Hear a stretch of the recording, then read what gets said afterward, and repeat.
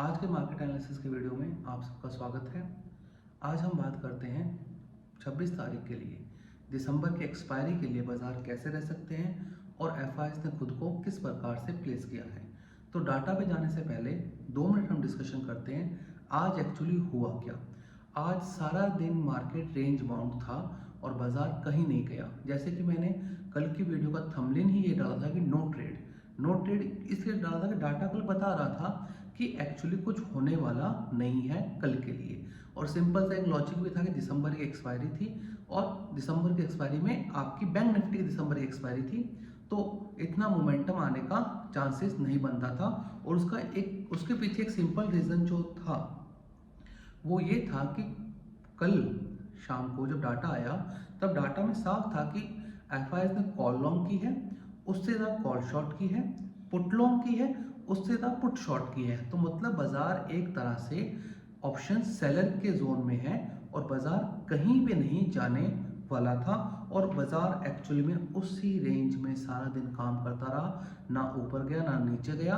Put buyers और call buyers के लिए आज का दिन एकदम वेस्ट रहा, लेकिन ऑप्शन राइटर्स ने आज जम के पैसा कमाया है क्योंकि थीटा डी के उनको मिल गया है और ये डाटा में साफ तौर से आ गया था कल के दिन। आप थंबनेल देख लीजिए और उसकी कल के वीडियो की टाइमलाइन देख लीजिए कि मैंने कल के वीडियो थंबनेल जो डाला था और उसमें क्या बोला था और जो क्या मार्केट में अगले दिन हुआ है और एक्चुअली बाजार कहीं नहीं गया था।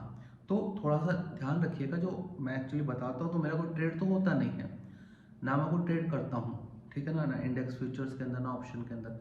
तो मुझे कोई फर्क नहीं पड़ता आपको सही बताने में कि ये होगा, क्योंकि भाई मेरा अगर पुट लिया होता तो मैं बता देता भाई बाजार नीचे जाएगा, या कॉल लिया होता तो बाजार ऊपर जाएगा। भाई मेरा तो कुछ है नहीं, तो मुझे फ़र्क नहीं पड़ता कि बाजार 25,000 हो, बाजार 23,000 हो, कहीं पर भी हो।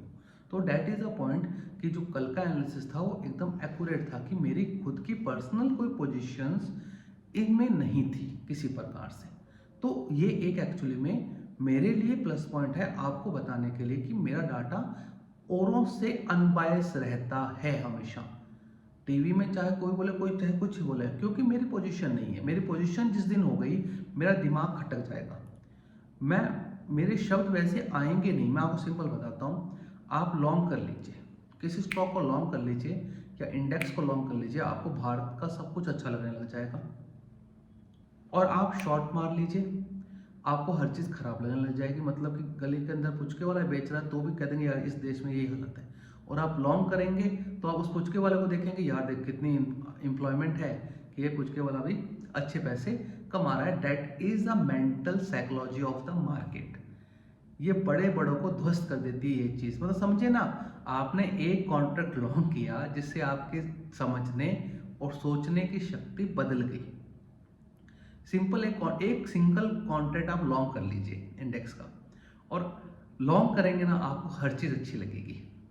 आप बाजार में जाएंगे, आपको भरपूर फूड स्टॉल दिखेंगी, एकदम आपके दिमाग में देखो कितनी एम्प्लॉयमेंट है और बहुत भयंकर तरीके से लोग खाना खा रहे हैं। देखिए हर कोई फूड स्टॉल लगा रहा है और पैसे कमा रहा है।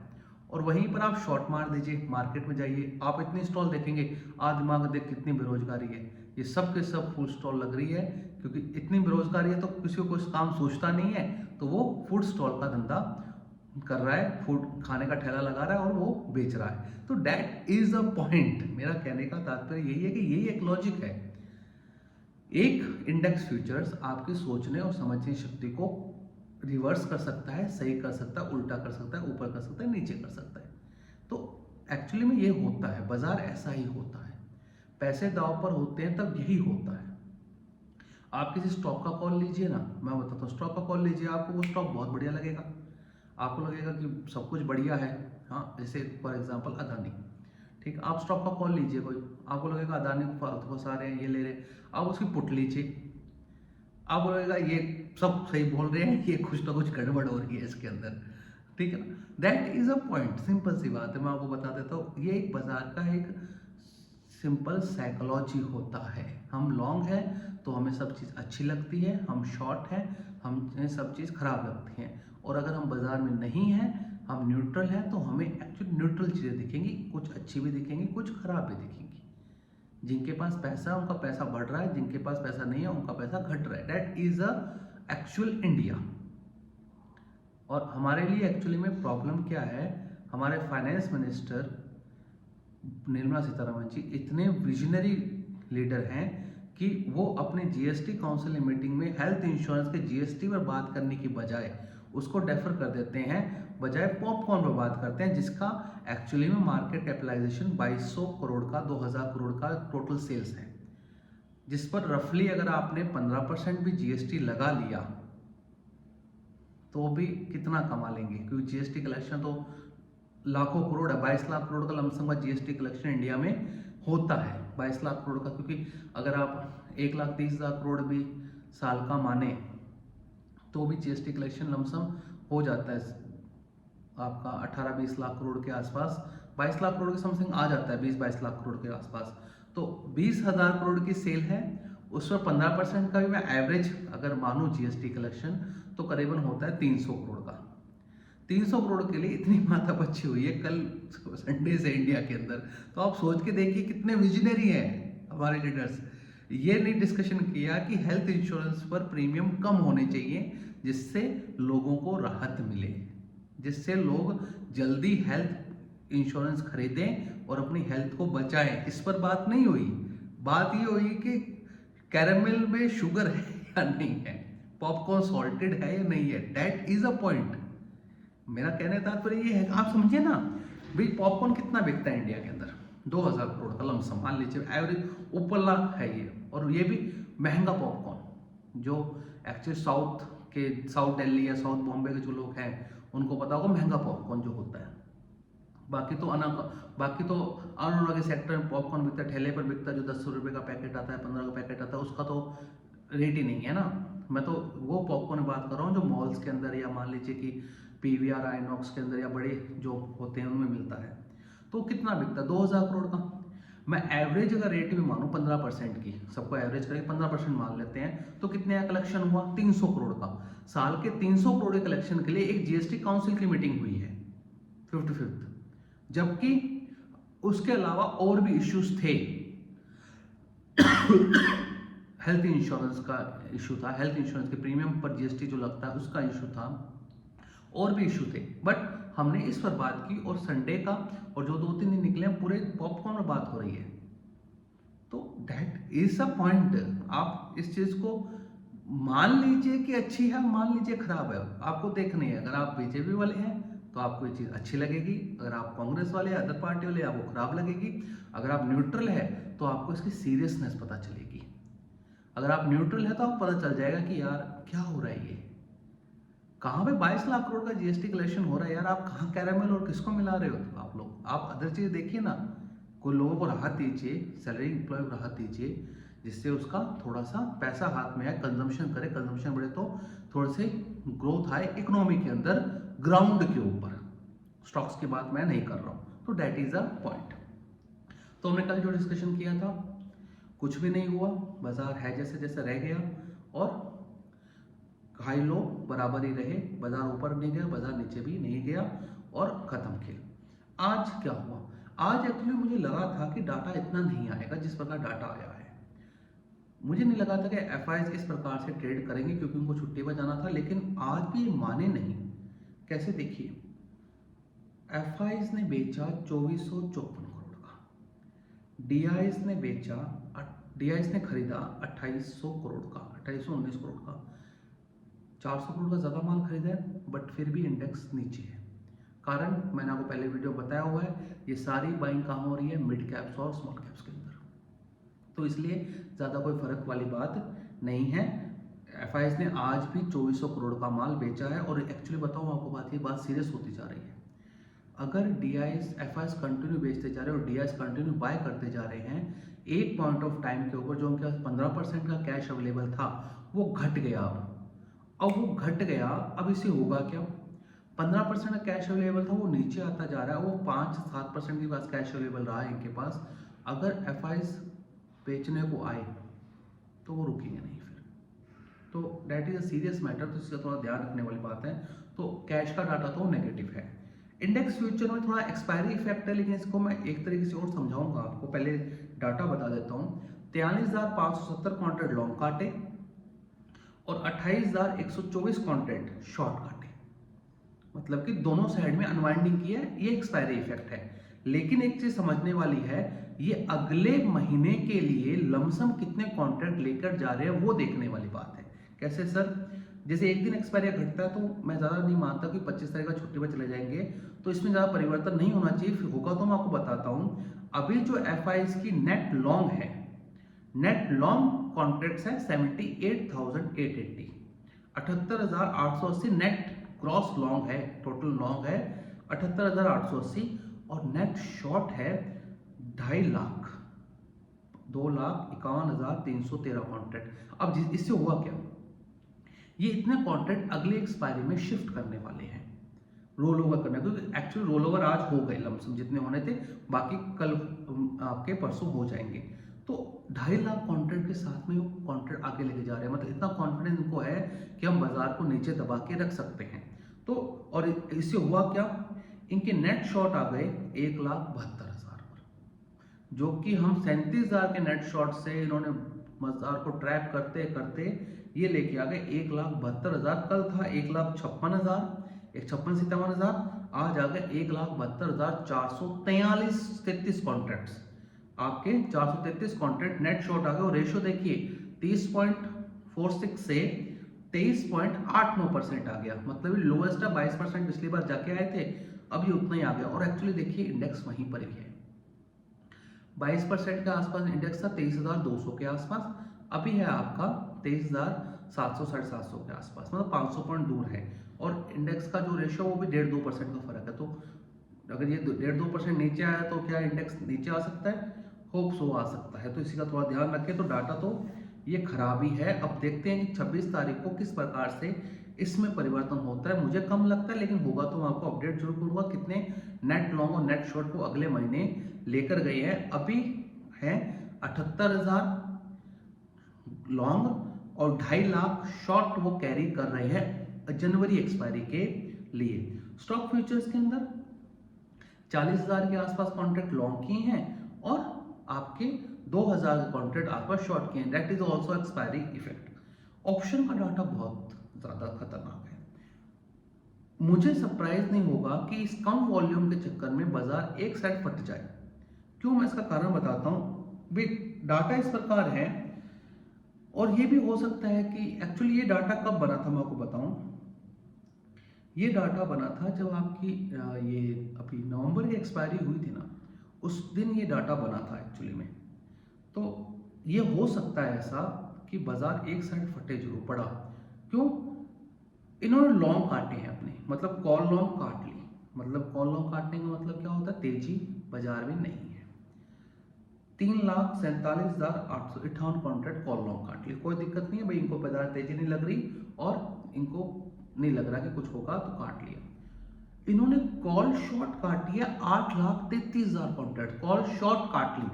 मैं मेरे वर्ड्स को समझिएगा, कॉल शॉर्ट काट ली। अब कॉल शॉर्ट काटने का तात्पर्य ये होता है कि बाजार ऊपर की तरफ बड़ा फट सकता है। अब इसका दो रीजनिंग आती है।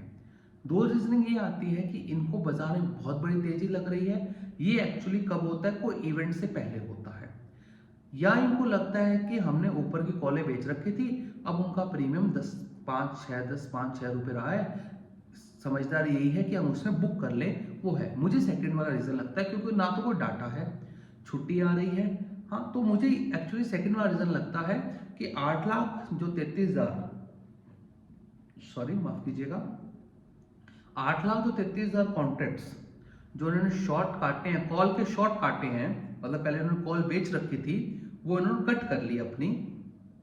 वो ये हो सकता है कि इनके जो प्रीमियम थे, इन्होंने जब शॉर्ट किए थे प्रीमियम ज्यादा थे, अब वो प्रीमियम घटते घटते क्या हुए, 5 या 10 रुपए के आ गए। अब सोचते हैं कि हम जा तो रहे हैं छुट्टी पर, कवर करीजिए, देखेंगे अगले एक्सपायरी के अंदर, देखेंगे क्या डाटा होता है, तब काम करेंगे। अब 10 उन्होंने 150 में बेची थी, 5-5 7-7 10-10 रुपए रह गई, तो उठाओ माल, और क्या है। तो ये कारण हो सकता है जो मुझे लगता है। पुट में एक इंटरेस्टिंग है, 79,845 पुट ऐड की है इन्होंने लॉन्ग साइड में, लेकिन 3 लाख कॉन्ट्रैक्ट्स 3,09,000 कॉन्ट्रैक्ट्स पुट के भी काट लिए उन्होंने नीचे की तरफ। वही सेम मैं रीजनिंग समझ में आती है कि पुट में पैसा कमा लिया होगा राइटर्स ने और इन्होंने कवर कर ली है। तो ये चीज़ थोड़ी समझने वाली है कि बाजार एक्चुअली देखिए एक्सपायरी है और वॉल्यूम कम है। और दूसरी एक चीज़ आती है कि अगले जो कॉन्ट्रैक्ट स्टार्ट होंगे वो अब 75 के लॉट स्टार्ट होंगे।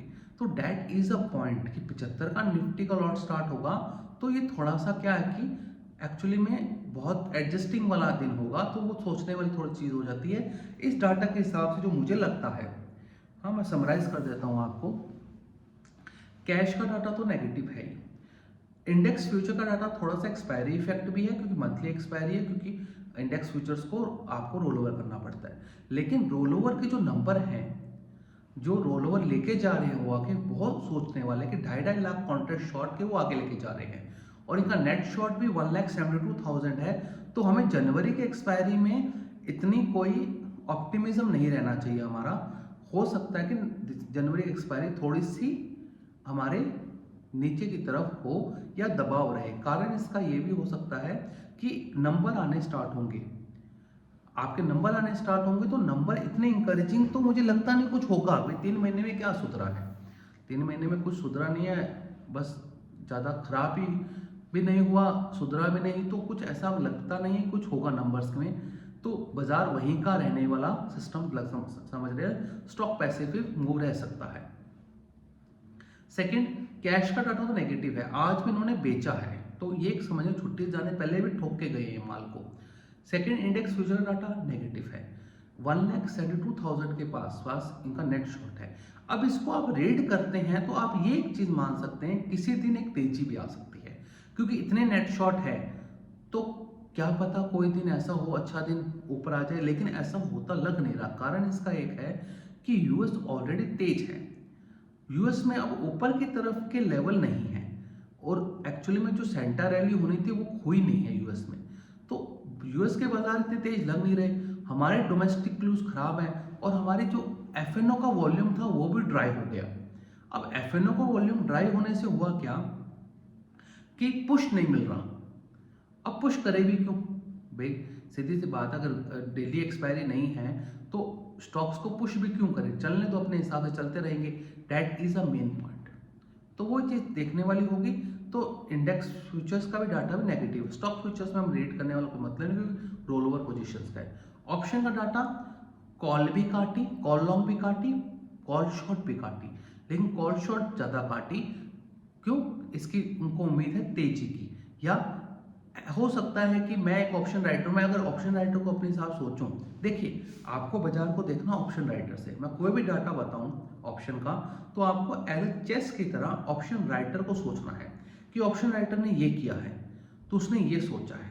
अब 2 पॉसिबिलिटीज आती हैं ऑप्शन राइटर के पास में कि 8 लाख कॉन्ट्रैक्ट कॉल शॉर्ट के काटने के पीछे 2 चीजें होती हैं, उसको बाजार फटता हुआ दिख रहा है 26 तारीख को, या उसको लग रहा है कि मैंने इतना प्रीमियम बुक कर लिया, छोड़ो यार फालतू के अंदर रिस्क नहीं लेते हैं, कुछ फालतू हो जाए तो। मुझे सेकंड वाला ऑप्शन लगता है, बाजार फटने का चांसेस कम है क्योंकि कोई इवेंट नहीं है और ये एक्चुअली में वीक सेशन है, मतलब कहें वीकेंड वाले सेशंस हो गए, मतलब यूएस में भी लोग छुट्टियों में चले जाएंगे, तो कोई वॉल्यूम इतना आने वाला लगता नहीं है। हाँ लेकिन एक चीज ध्यान रखिएगा, वॉल्यूम लो है तो किसी साइड में बड़े मूव जरूर आएंगे, आ सकते हैं, क्योंकि भाई वॉल्यूम अगर लो होंगे, ड्राई होंगे, तो बेचने वाला ऊपर में बेचना चाहेगा, खरीदने वाला नीचे में खरीदना चाहेगा। भाई मेरे पास एक कॉन्ट्रैक्ट है इंडेक्स फ्यूचर्स का, अब मेरे पास बाय है, मेरे को बेचना है और मैं बेचूंगा, सामने वाला खरीदेगा, अब सामने वाला कहेगा मैं नीचे में लूंगा, भाई 20 पॉइंट और नीचे आ तू तब मैं लूंगा, इस वजह से पैरिटी नहीं आ पाती। तो ये हो सकता है वॉल्यूम ड्राई होने से ये इफेक्ट पड़ेगा बाजारों में, क्योंकि लोगों को आदत पड़ गई खूब जुआ खेलने की, अब वो उनको जुआ मिलेगा नहीं तो ये एक्चुअली में पगला जाएंगे लोग। मैं कह रहा हूँ आपको, ये 75 का लॉट होते हैं ना, मैं आपको दिखा दूंगा ये कितने ड्राई वॉल्यूम होंगे और ये बहुत कंजेस्टेड बाजार हो जाएगा। तो ये चीज़ तो समझने वाली, तो ऑप्शन राइटर की तरह सोचिए, तो उसका दिमाग ये चल रहा था। उसने थोड़ा पुट लॉन्ग करके गया, पुट लॉन्ग और पुट काट भी ली। पुट इसलिए काट ली कोई फर्दर कुछ हो जाए। ये सेम डाटा नवंबर की एक्सपायरी में बना था, उस दिन बाजार 1.5% टूटा था, लेकिन पूरा दिसंबर पड़ा था। अब मुझे लगता नहीं कुछ ऐसा होगा, लेकिन अगर बाजार में कहीं से भी रिवर्सल हो, जैसे आज का हाई था 23867 या 8363 होगा लमसम, ये कल के हाई से नीचे था। हाँ, ये आप मान सकते हैं अगर आज का हाई कटता है तो हम तेजी करेंगे, आज का लो कटता है तो हम मंदी करेंगे। बस सिंपल फॉर्मूला है, दिमाग की क्यों लगाना, क्यों मूव आएगा तो बढ़ाएगा। 300-400 पॉइंट का आ सकता है निफ्टी में, क्योंकि रेंज कटेगी। तो ये हो सकता है कि अगर ऊपर का मूव आए तो आप इंट्राडे में या पोजिशनल बेसिस अपने हिसाब से काम कर सकते हैं, मंदी का मूव आए तो अपने हिसाब से आप काम कर सकते हैं। लेकिन मूव आ सकते हैं बड़े, क्योंकि अब बाजार हल्का है ऑप्शन वाइज, तो कुछ भी हो सकता है। लेकिन मुझे जहाँ तक लगता है कि वीकेंड सेशन है, छुट्टियों पर है सब, तो मुझे जहाँ कोई कांड होता लग नहीं रहा है। कांड होगा तो आपको स्क्रीन पर वो दिख ही जाएगा। तो ध्यान रखिए, बाकी चीज़ें आपके सामने हैं। अगर आप यहाँ तक पहुँचे हैं तो शेयर एंड सब्सक्राइब जरूर कीजिएगा। Thank you for watching.